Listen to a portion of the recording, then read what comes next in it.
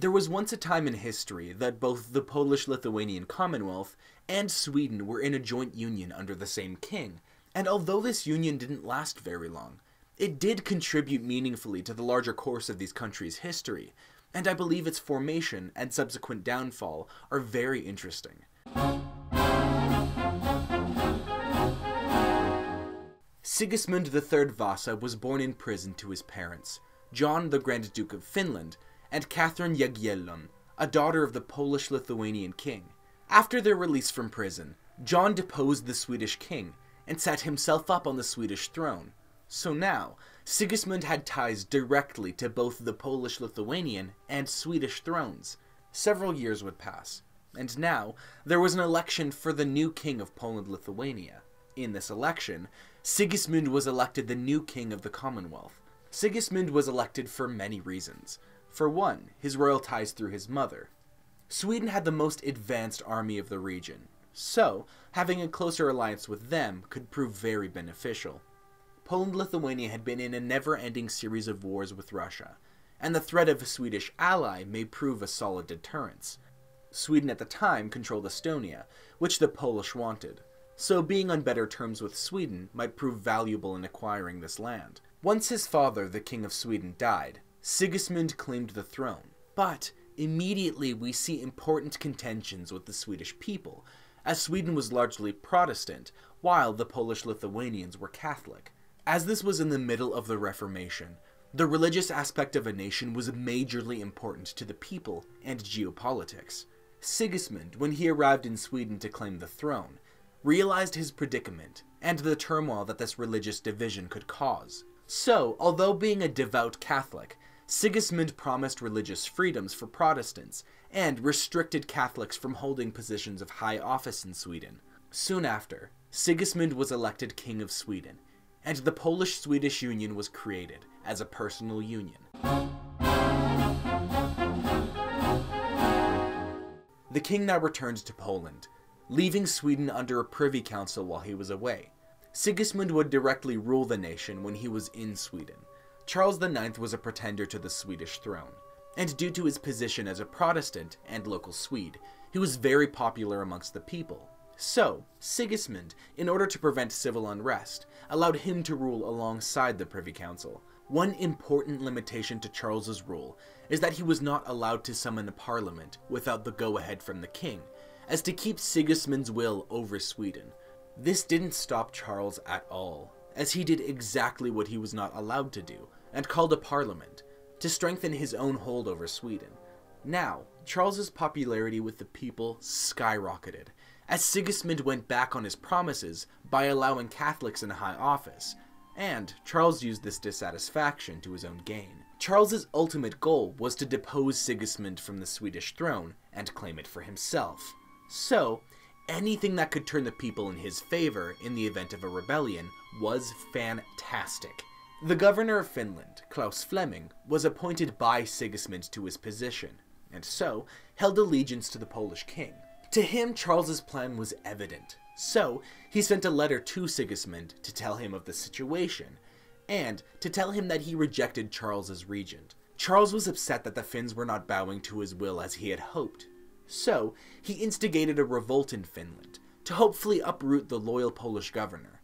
This revolt was quelled by regional forces, and Klaus's letter reached the court of Sigismund. However, by that time, Klaus had fallen ill and died. Now that Charles's plan was discovered, he called another parliament without the king, but almost no one showed up. Charles would go on to threaten those of the Privy Council that didn't come and support him, and now the council was divided, as some came to the side of Charles, while others supported the Polish Union, and the Swedish pretender Charles started amassing an army, with which he took over many important castles. The first battle of this war was over Åland refusing to give in to Charles's will, but the islands fell quickly before the might of the Swedish army. The widowed wife of Klaus Fleming, Ebba Stenbock, also refused to submit, and so Charles marched his army to the stronghold of the Finnish power, Turku Castle. Ebba knew she could not fight off this army, and so she was only holding out for a Polish army to come and relieve her siege. Little did she know that Sigismund had no idea what was occurring in his lands, and by the time he had discovered it, Eppa had lost hope that help was coming, and had surrendered to Charles. Other Finnish armies continued their resistance elsewhere in the lands. Around 5,000 mercenaries were assembled by the Poles to retake the Swedish lands, under the assumption that Finns, Estonians, and loyal Swedes would join his campaign as it went on. The king had a very difficult time coming up with enough ships to transport his army to Sweden, and even when he had enough ships to cross the Baltic, they experienced bad weather, delaying their transport. Sigismund was in communications with Arvid Stolarm, the commander of Finnish forces, and they had hoped to land together and have a coordinated attack against Charles. But the bad weather for Sigismund's ships desynchronized their landings. Stolarm landed in Uppland a week before the Poles would arrive, so they now lost the element of surprise that they had hoped for. Charles heard of the Finns in Uppland and began a hurried march to his capital, in hopes to be able to defend it from any attacks. The Finns were commanded by Sigismund not to make any serious engagements without their ally, and so they decided to retreat from the land. Sigismund eventually landed, and with very little fighting, he got the nobles of Kalmar to surrender to him. This victory was immensely important to Sigismund's campaign, as it brought many Swedes to his cause, and invigorated the people of Estonia and Finland in their resistance against Charles. With this new surge of forces, Sigismund now had an army large enough to take the capital city, Stockholm. Sigismund was able to reach the capital city before Charles could return and garrison the capital, so the siege was swift and easily won. Alright, this is Max from the editing bay here to fix a little something. This siege of Stockholm was won by Swedish nobles allied to Poland, who were invigorated by Sigismund's taking of Kalmar. Sigismund's army itself did not take part in the siege and downfall of Stockholm. This was another important victory for Sigismund, as his army kept increasing in size, and the capital of Sweden was no longer in the hands of Charles, one of the most important claims to his rule. By this time, Charles had encamped at Stegeborg Castle, and tried to work out a peace with the Polish king, but Sigismund would take nothing but total victory. Soon enough, Sigismund took parts of his army and sailed down the coast of Sweden, to once and for all rid himself of this rebellious pest. However, Sigismund's unluckiness with ships in this campaign would continue, as a storm ravaged his fleet, and he was left with only around 100 soldiers and his cavalry, which had taken the trip by land. Charles only knew that the king was coming, and not that he had taken serious losses, and so went to attack Linköping so he could disrupt the king's supply line. All the while, the king was able to recruit more Swedes to his cause, so that he now had a force of around 7,000. Now Charles sent forth his army from Linköping, and just north of Stegeborg, the first battle between the armies of both leaders took place, where the infantry clashed head-on, and although outnumbered, Sigismund's cavalry was able to go around the battle lines and attack Charles's army from the rear, breaking them swiftly.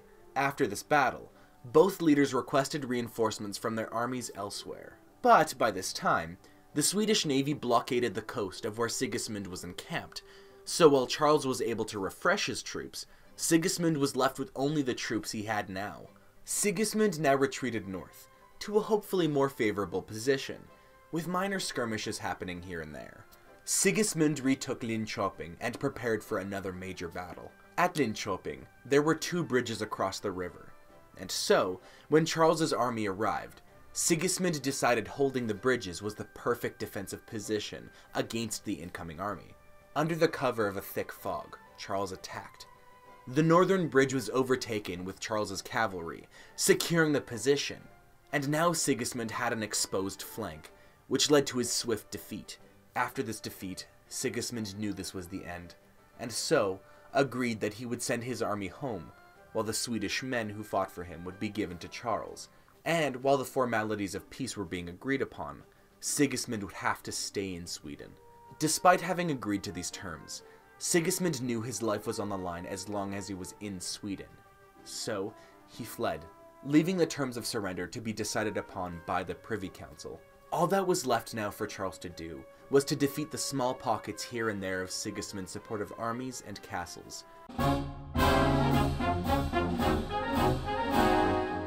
The Privy Council had no choice but to agree that Sigismund was no longer the Swedish king, and many nobles were executed for their treason against Charles in the Åbo bloodbath and Linköping bloodbath. And this war set in stone a rivalry between Poland-Lithuania and Sweden that would lead to many more wars between the nations, and ultimately the downfall of the Swedish Empire in the Great Northern War.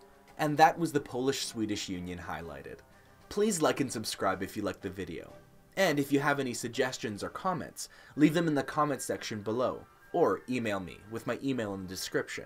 I also started a Patreon if anyone is feeling especially generous and is interested in supporting a small creator like myself.